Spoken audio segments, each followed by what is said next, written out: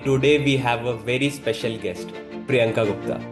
Priyanka's journey is nothing short of inspiring from being a dedicated UPSC aspirant with 5 attempts, including one mains, to successfully pivoting into the world of political consulting. With offers from leading firms like Nation with Namo, Jan Saraj, and Focus First. Along the way, Building Bharat played a key role in preparing her to excel in the competitive consulting world. Welcome to the podcast, Priyanka. Thank you, Naman. Very happy to be here. Yeah, it's lovely to have you. So let's dive into the questions. Yes. Yeah.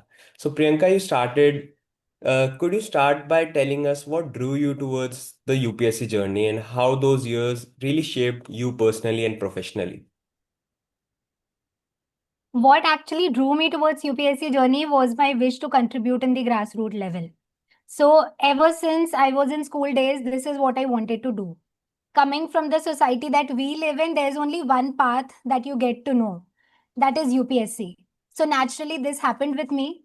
And this is how I entered the cycle of UPSC. How it helped me grow personally and professionally. Personally, it has been a journey. It has been a journey of lots of ups and downs. It has built me, it has broken me. And yeah, times and again, there were times when I questioned myself, when I started seeing myself through the lens of this exam. And then I learned that I, as an individual, have a value that no exam or no job can decide. So yeah, it has been a journey. Personally, it has helped me grow as a person. Professionally, it has made me aware of the skills that I already possessed and also given me many new skills. Reading a 1500-page book of Lakshmikant and then summarizing it in 50 pages. It is a huge task. Being aware of what is happening around you and growing, intellectually. So that is what UPSC has given me, and I'll be forever grateful for it. So you attempted it for around 5 times and even reaching mains once. So looking back, what were the most important lessons you carried from those and what was the experience of the failure and then coming back again and again and pushing one more time and going for it once again? So, like most of the UPSC aspirants, I also came from an academically excellent background. So, when I tasted my first failure in UPSC, I did not know what to do with it, how to deal with it. And I was shattered, obviously. So, when I look back, it has been around 3 years. I would have never expected that I'd be sitting here and talking to you about my journey or talking to anyone about my journey. So, yeah, uh, it has kind of helped me grow as a person. But talking about the experiences that it helped me inculcate, number one was resilience. Number two was sticking to the routine no matter what. And number three was, knowing कि आप कितने पानी में हो. It is very important to understand कि there are shortcomings. I am not doing what I should be doing, and it is okay to mold and change my plan as per that, and be very accepting in nature, I believe. Well, that's great to hear for every UPSC aspirant to take up the challenge. And so switching from UPSC to political consultancy is a bold move. So what made you decide to take that leap and what challenges did you face overall? So what made me decide was the skill set that I possessed as a result of UPSC. So you read a lot of subjects and you read them in great depth. So I would like to compare. So initially, before getting into the preparation, we used to hear terms like inflation, supply, demand, and we used to feel, okay, these are just terms. But when you enter the preparation and you see somebody talking about inflation, you know how it works, right?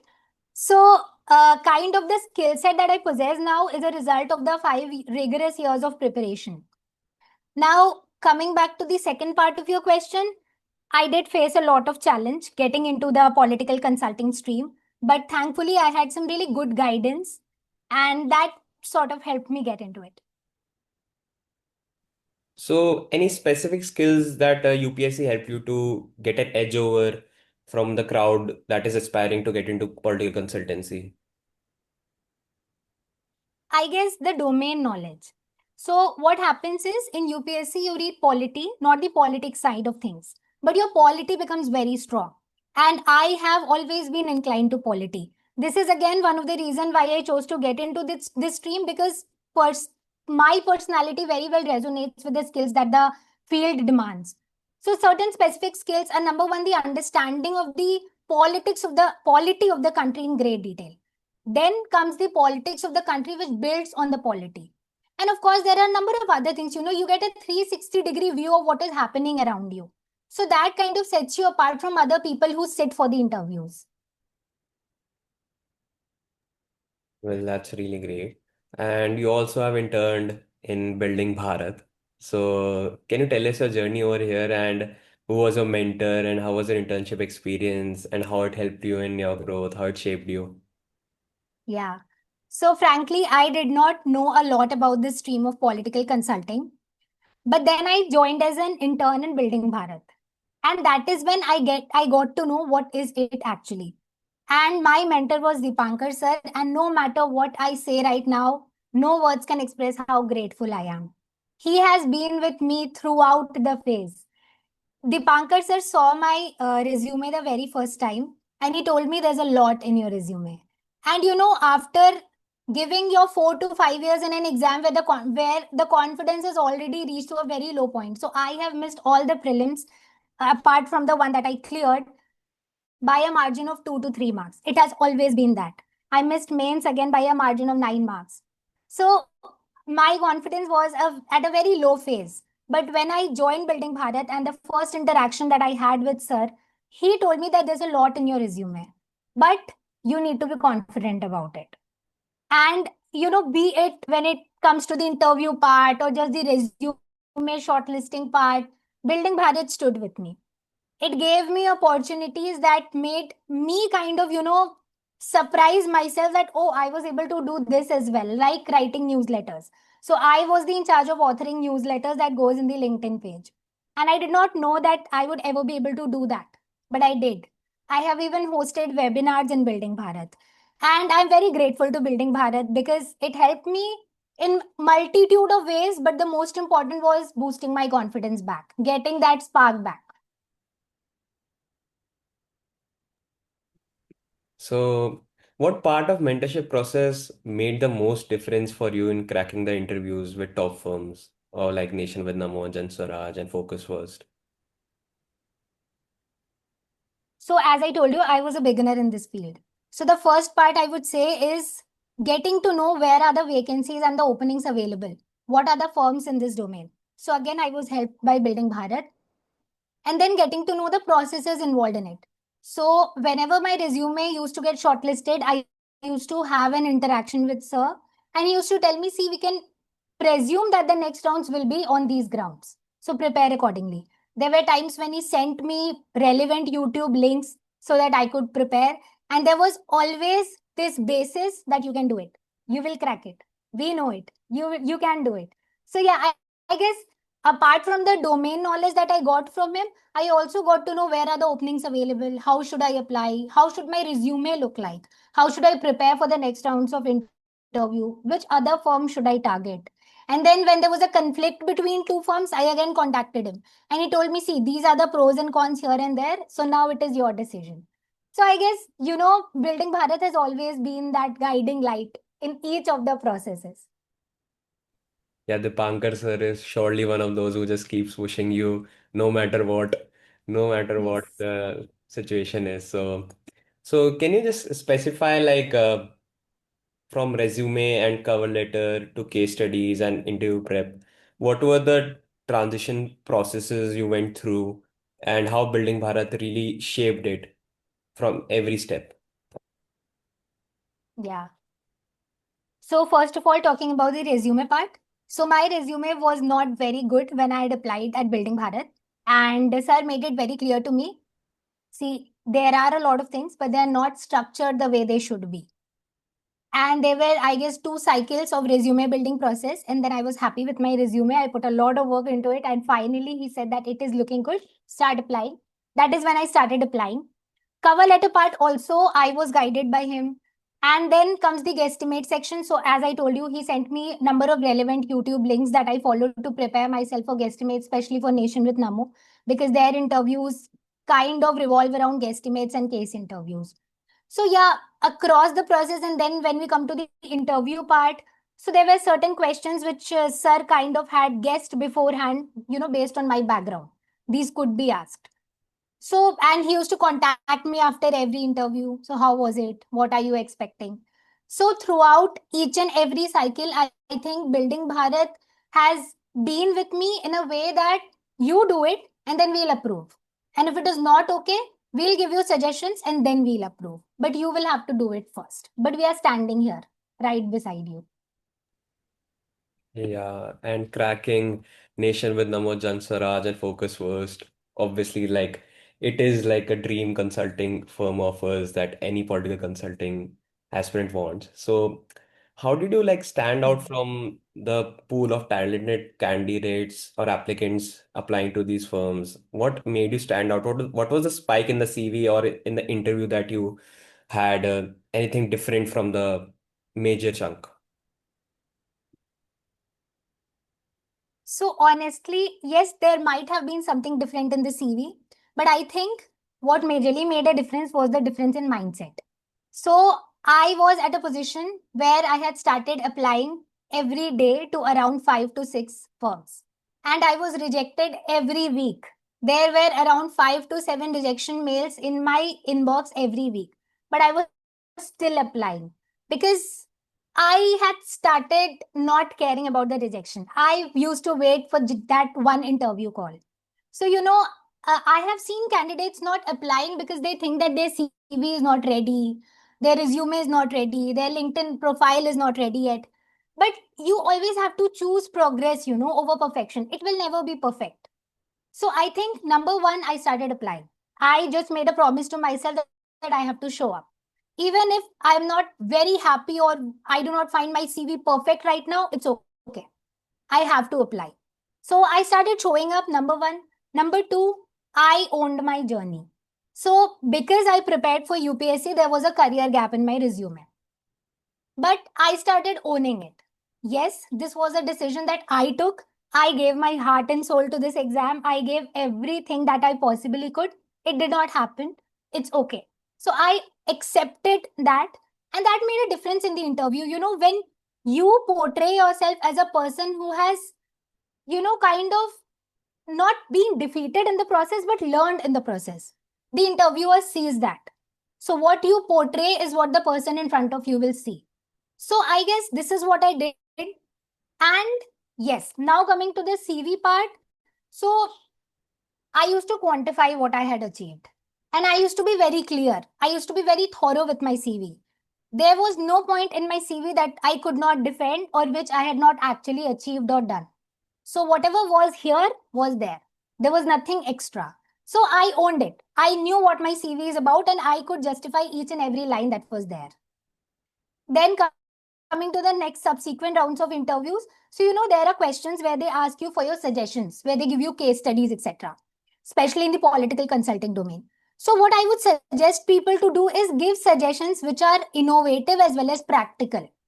So there's nothing great as such which will set you apart. Having an analysis and understanding of the grassroots level and giving practical suggestions, that will set you apart.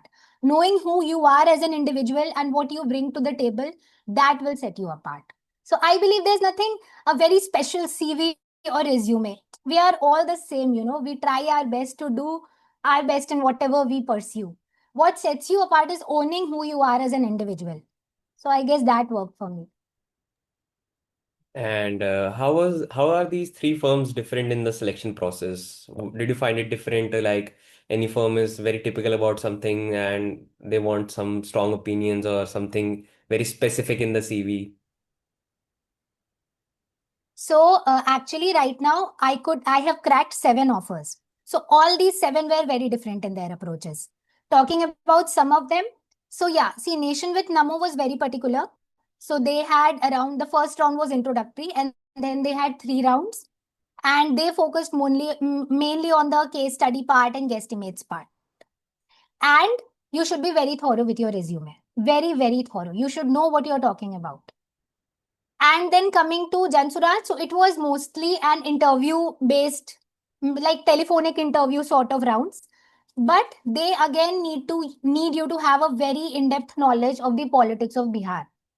And when I say politics, I mean the voter segmentation basis, and then an analysis. And having an analysis of what the party is doing that is different from what is already happening. Again, focus first was mostly around the resume selection part.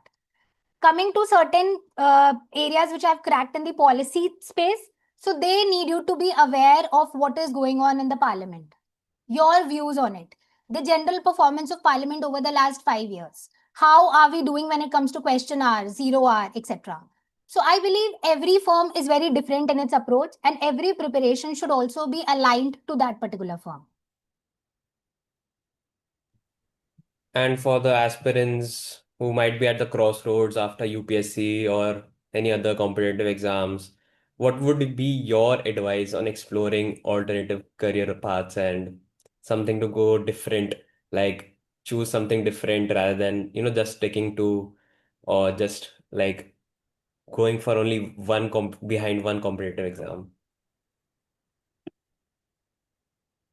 I believe it is a very personal choice because, see, I have been in that cycle and I understand it is very difficult to move out of it, especially when you are missing it by a very narrow margin. There's this voice inside you that tells you maybe this attempt is the one. Maybe I crack it this time. So, but my advice will be very objective in your approach, Understand where you are standing right now and what do you really want to pursue. Not from a goal perspective of thing, but from a purpose perspective of thing. How do you want to contribute? If you feel that UPSC is the way that will help you contribute that way, go ahead. But if you have decided that this is not happening, political consulting or public policy both are very good spaces that an individual or an aspirant can explore, because they already come with a very rich and very rich background, especially after the UPSC preparation. But again, you need to analyze. There are firms like Building Bharat that also work on the awareness side of things. So make yourself aware. Okay, this is the option. Now I need to explore it further. So explore it. And if you feel that, yes, I might do well in this field interests me, I believe people should take that leap of faith, obviously with a logic, with a plan, with very good preparation. And you will see there are paths that open. If ultimately your aim is to, or your purpose is to contribute to the society, there are multiple ways to do that. You don't need a tag in front of your name to do it, right? So there are multiple ways. So I would really encourage aspirants to have this option at least at the back of their mind. And during the preparation, be aware of it. Be aware that there are so many other options. What are the skill sets required for that? So that tomorrow, if at all you have to transition, you already have the skill sets that you need. So don't let this preparation engulf you. Be very aware of what all other opportunities are also there, because we are living at a time when there are so many opportunities. So, I guess an open mind is what I'll really advise. And how does it finally feel to start your career in political consulting and evolving in the coming years? And what excites you the most about this space? So it naturally feels good. It feels very good. I'm very proud of myself, to be very frank. I had never thought I'll be sitting in this position, but it has been a lot of struggle. As I told you, there are 7 offers, but there are 70 rejections. And this is apart from the rejections that I faced in the UPSC journey. So it has been a journey, no doubt. But right now, I'm very happy and I'm very excited, majorly because of the technological evolution that we are currently undergoing. There's an involvement of a lot of technical aspects in the stream, be it in terms of analysis of the voter behavior or integration of data. So this is something that really excites me. I see that there's a scope to grow a lot, learn a lot in this field, and I'm all open for it. So thank you so much, Priyanka. It was really lovely talking to you. Thank you so much for taking out your time and sharing your journey. I'm sure this podcast is going to motivate a lot of our listeners. And thank you so much for giving out time. And if you like this episode, please do like and share and Thank subscribe you. to Building Bharat. And stay tuned for such podcasts and videos on political consultancy and public policy. Thank you so much, Priyanka. Thank you. It's a pleasure.